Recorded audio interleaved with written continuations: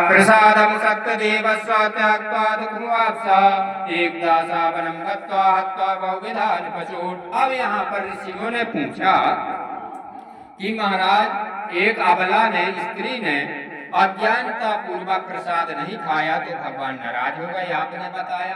अब और भी कथा बताइए कि किसी ने भगवान के प्रसाद का यदि अपमान किया हो और उसे कष्ट मिला हो तब तो ठीक है। बोले हाँ। एक तुंगध्वज नाम के राजा थे। एक समय वे शिकार करने की इच्छा से घोड़े पर सवार होकर के जंगल गए और जंगल पर जाकर के बहुत से पक्षियों का शिकार किया। अब शिकार खेलते खेलते जब राजा थक जाते हैं तो एक वट वृक्ष के नीचे आकर के घोड़े को बांध देते हैं और उसी में के नीचे आराम करने लगते हैं। कुछ दूरी पर गोप लोग भगवान का पूजन कर रहे थे, लेकिन राजा धन मद के कारण ना तो वहां पर गए और न वहीं से प्रणाम किया। अंत में गोप लोगों ने सोचा चलो राजा हैं, क्योंकि सर्व वेद में ब्राह्मण होते हैं और सर्व देव में राजा माना जाता है। यदि राजा के दर्शन हो गए, मान लो देवताओं के दर्शन हो गए, तो प्रसाद लेकर के गए। कहने लगे राजन, हमने भगवान का पूजन किया है, यह प्रसाद आप रख लो।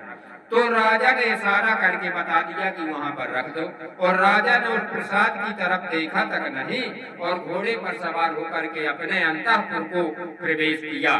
जब अपनी राजधानी में पहुंच करके अपने महलों में प्रवेश कर रहे थे तो क्या देखते हैं कि उनके जो लड़के पुत्र थे वे सभी मूर्छित अवस्था में पड़े हुए।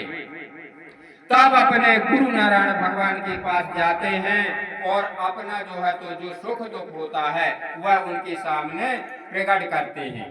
तब उनके गुरुदेव भगवान कहते हैं कि राजन, आपके प्रश्नानुसार इस समय जो लग्न बन रही है वो ऐसा बता रही है कि आपसे किसी देवी या देवता का अपमान हुआ है, जिसके कारण आपके लड़के इस अवस्था में हैं। उन्होंने कहा महाराज और तो कुछ नहीं, जंगल में गोप लोग भगवान का पूजन किया और मुझको प्रसाद दिया, लेकिन मैंने प्रसाद नहीं खाया। बोले बस राजन, सबसे बड़ा अपराध वही है, आपने भगवान विष्णु श्री हरि का प्रसाद का अपमान किया। आप जाइए और वह प्रसाद ग्रहण कीजिए, आपका दुख दूर हो जाएगा।